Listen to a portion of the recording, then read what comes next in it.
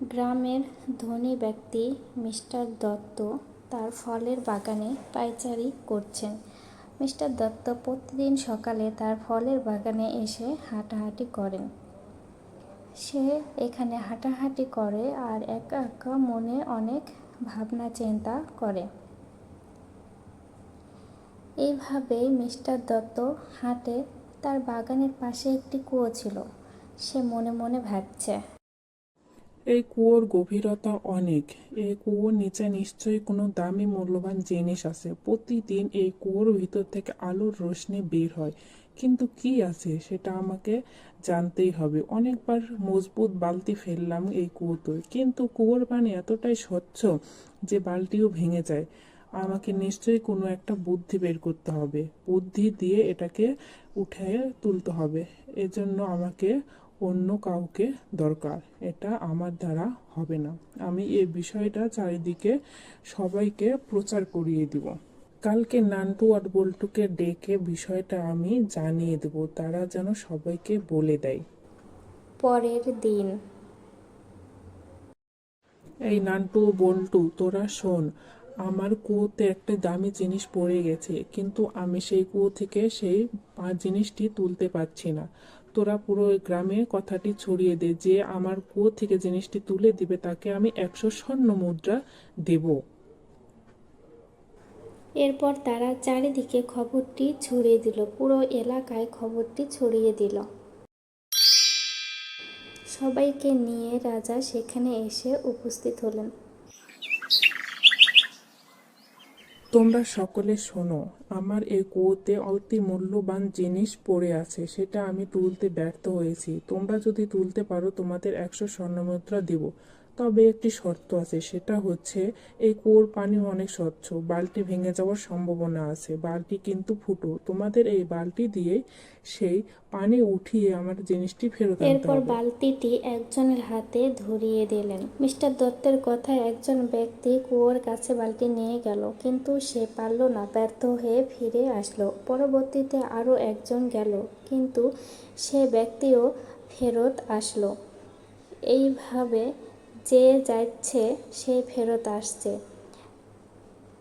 কিন্তু আসল ঘটনা হচ্ছে, যখনই কেউ বালতিটি স্বচ্ছ পানিতে দেয়, পানির স্রোতে বালতি ভেঙে যায়।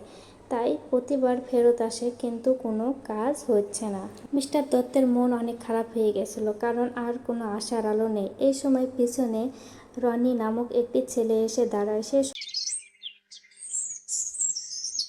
সকল ঘটনা দেখলো চোখের সামনে, আর সব কিছুই সে বুঝতে পারল। যখন মিস্টার দত্ত মন খারাপ হয়ে দাঁড়িয়ে গেল, সেই সময় রনি মনে মনে ভাবল, আমি এই কাজটি করতে পারি। সে বলল, কর্তামশাই, আপনি অনুমতি দিলে আমি চেষ্টা করতে পারি। মিস্টার দত্ত একটু রসিকতা হাসি দিলেন। তারপর বললেন, ওরা পারলো না আর তুমি পারবে? আচ্ছা ঠিক আছে, তুমি যখন চাইছো, যাও, অনুমতি দিলাম। তুমি চেষ্টা করে দেখতে পারো, তবে শর্তের কথা তো নিশ্চয় জানো। এরপর রনি চারিদিক তাকিয়ে দেখল। নিচে কিছু কাদা আর নুড়ি পাথর দেখতে পেল। তারপর সে বলল, কর্তামশাই, আমি কি এই কাদা আর পাথরগুলো দিয়ে বালতিতে প্রলেপ দিতে পারি? মিস্টার দত্ত অনুমতি দিলেন। সবাই তো অবাক হয়ে তাকিয়ে রইল রনির বুদ্ধি দেখে। রনি কিছু কাদা পাথর দিয়ে ভালো মতো বালতিতে প্রলেপ দিল। এরপর ভালো মতো ঝাঁকিয়ে বালতিতে সে প্রলেপটা লাগিয়ে নিল। দড়ি দিয়ে সে বালতি ভালো মতো বেঁধে নিয়ে তারপর সেই বালতিটা কুয়োর মধ্যে ফেলে দিল রনি। তারপর ঘটল অবাক কাণ্ড।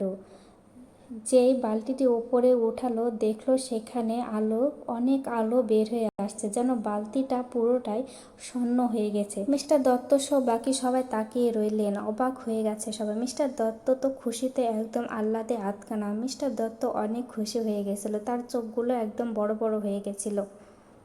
তারা যেন নিজের চোখটাকেও বিশ্বাস করতে পারছে না। সেই বালতির ভিতর থেকে একদম সোনার মতো আলো ঝলকে উঠে আসছে। সেই বালতিতে অনেক সোনা দানা, স্বর্ণ মুদ্রা ছিল, বোঝাই যাচ্ছিল।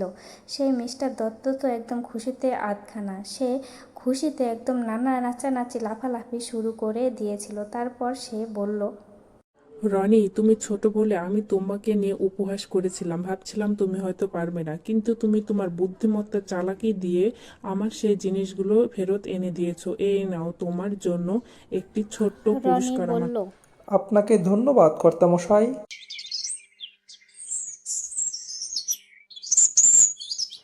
আমি এই পাশ দিয়ে যাচ্ছিলাম, তখন আপনাদের দেখে এবং কথা শুনে মনে হলো আমিও এই কাজটি পারবো, তাই একটু চেষ্টা করলাম। রনির কথাটি সবার খুব ভালো লাগলো। তো বন্ধুরা, তোমাদের কেমন লাগলো আমাদের গল্পটি? যদি ভালো লাগে অবশ্যই তোমরা আমাদেরকে গল্পে একটি লাইক দাও, আর অবশ্যই চোখ রাখবে আমাদের চ্যানেল নো হিউম্যানসে। আর অবশ্যই একটি সাবস্ক্রাইব করতে ভুলবে না, প্লিজ সাবস্ক্রাইব।